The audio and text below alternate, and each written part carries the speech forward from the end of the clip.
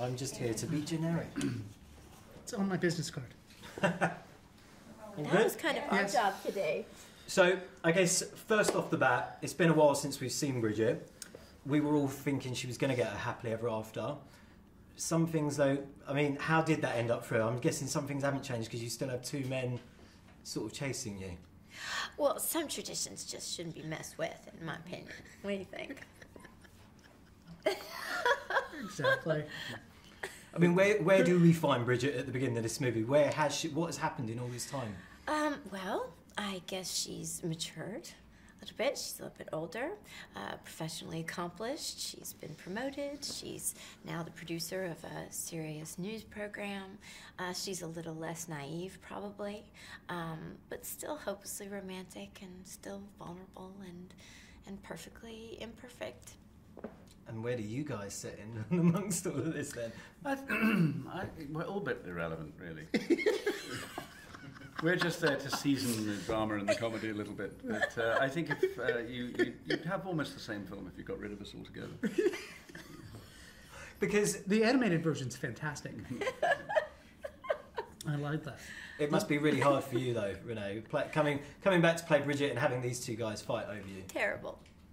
I mean, what is it like coming back to play in this role? Obviously, she is a character that movie-going audiences love. I mean, like I say, it has been quite a while since we've seen her, but what is it like coming back to play that role? Well, from a selfish perspective, I was thrilled. I love this character. I love her world and her friends and her family, and being reunited with her and seeing what she's been up to all this time was a lot of fun. It was an interesting new challenge. Professionally, to try to kind of figure out how a person's evolution manifests, and more importantly, how she hasn't changed, probably. And, you know, it's not a bad day at work. Because obviously this is a comeback for yourself as well, Colin.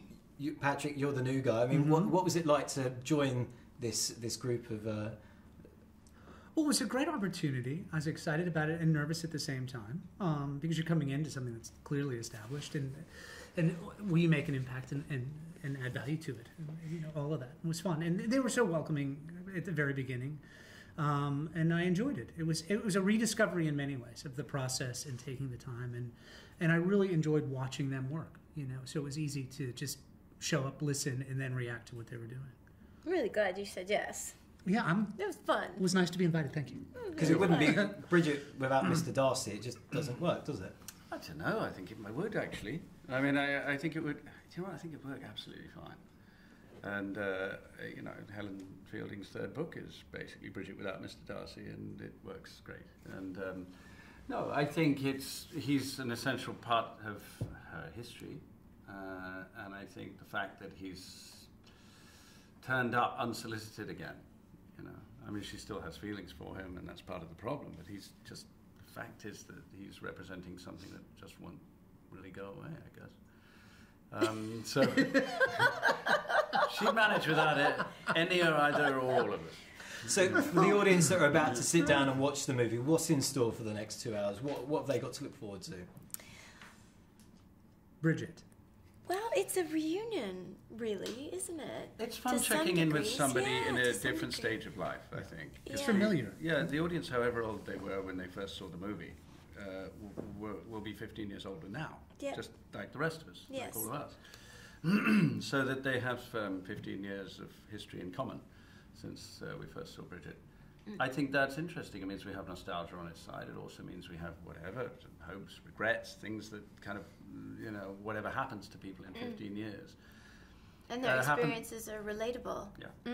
So it happens collectively, you know, and I think that adds a lot of resonance to, and comedy. And it's fun.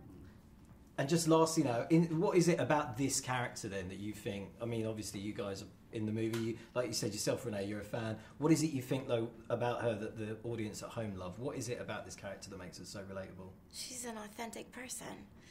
And I think people connect with her humanity, her vulnerability. She's imperfect. She triumphs anyway. It's inspiring. I think we cheer for her. And she kind of makes it okay for the rest of us to be human. Perfectly put. Brilliant. Thank you so much Thank for your you. time. Thank you. Thank you.